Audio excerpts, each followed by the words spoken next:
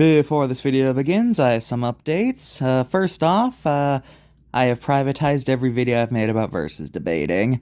I was getting tired of talking about it, you guys were probably getting tired of hearing about it, and the more I thought, the more I realized most of them were completely negative, and I don't want that kind of negativity on my channel. So, they're gone now. The only ones that are still up are the ones where I pit my character against each other and my old art showcase, since, well, that's more of an art showcase thing anyway, and yeah.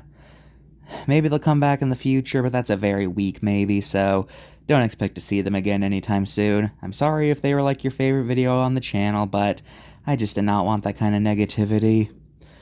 And, actually that was basically all I had to say. Let's get to the video.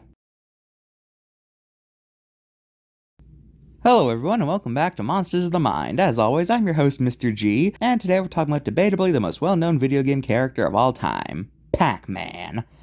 Pac Man is a yellow spheroid creature, which are canonically called Pac people. He has a long nose and triangular eyebrow ridge. I think that's the proper terminology. Is that what you call these things sticking out of his head? Eyebrow ridges? I think so.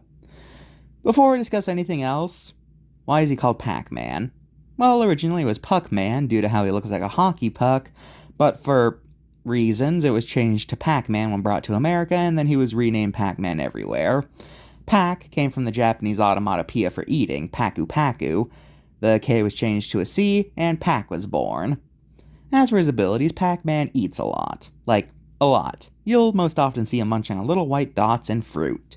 Either he has a really fast digestive tract, or he has got like a Kirby thing going on where Pac people have like pocket dimensions in their stomach.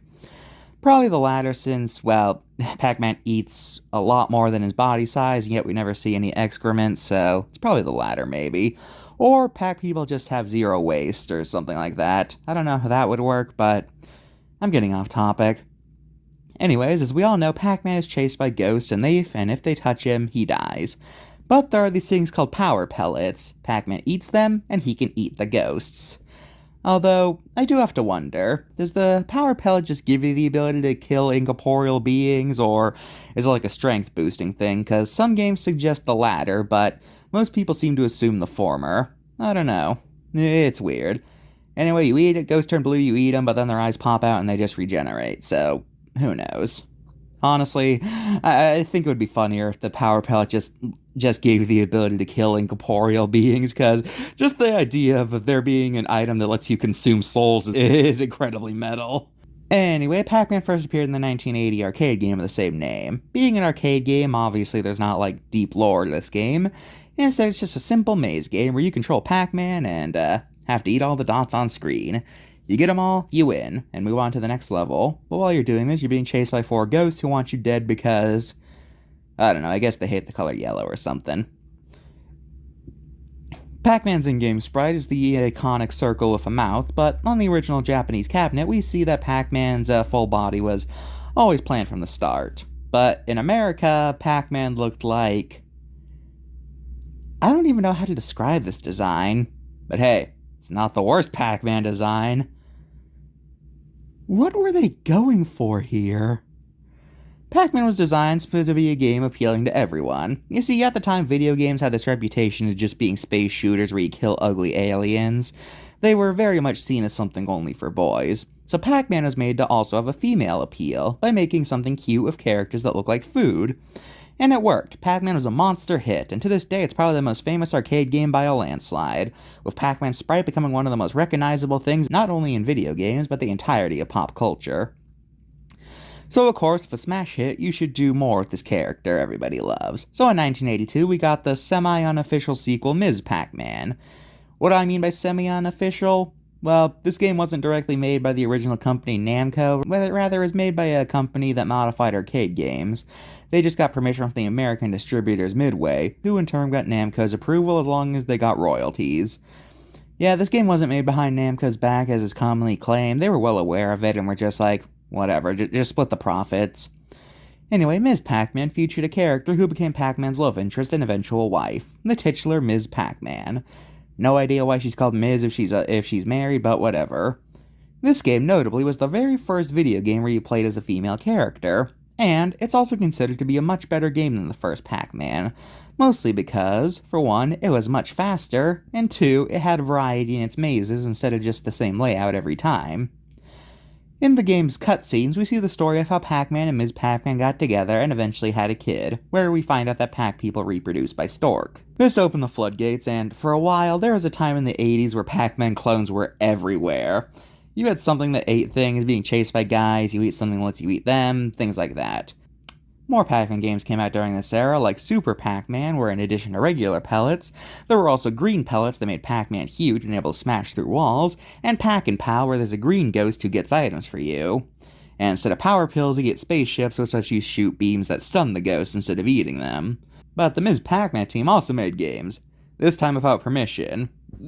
Junior Pac-Man featured Pac-Man's son, and it had huge mazes. Baby Pac-Man was a weird pinball video game hybrid. And there's Professor Pac-Man, which was a quiz game.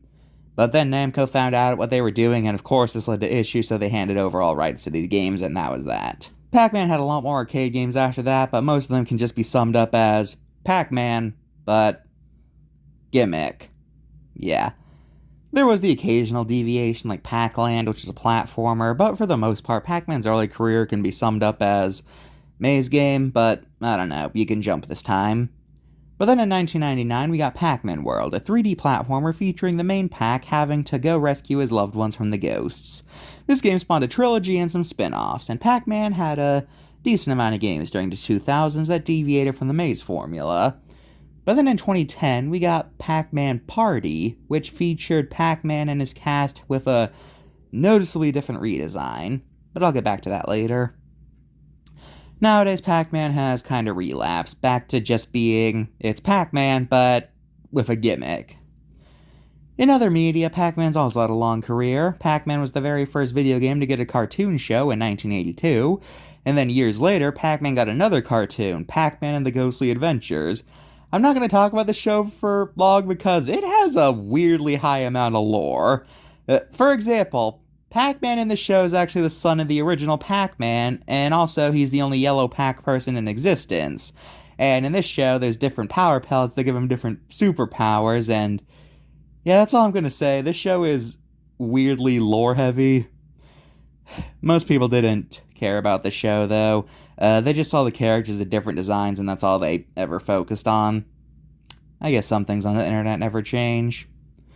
Pac-Man has shown up in a lot of crossover games, like he, Ms. Pac-Man, and the Red Ghost Blinky are guest characters in the Mario Kart arcade games, which is thanks to them being developed by Namco in association with Nintendo. He was also in the crossover fighting game Tekken X Street Fighter, and speaking of fighting games, Pac-Man has appeared in the Smash Bros. Series in both 4 and Ultimate. In general, Pac-Man has become the face of Namco, and whenever they make compilations or big crossovers, Pac-Man will be front and center. As for his impact, Pac-Man is easily one of the most famous characters in fiction. His simple design is instantly recognizable, his game's one of the best known of all time, and in general, you'd be hard pressed to find anyone who doesn't know who Pac-Man is. So, yeah, that's Pac-Man for you, everybody. Now, if you excuse me, I've been curious to see what these dots taste like.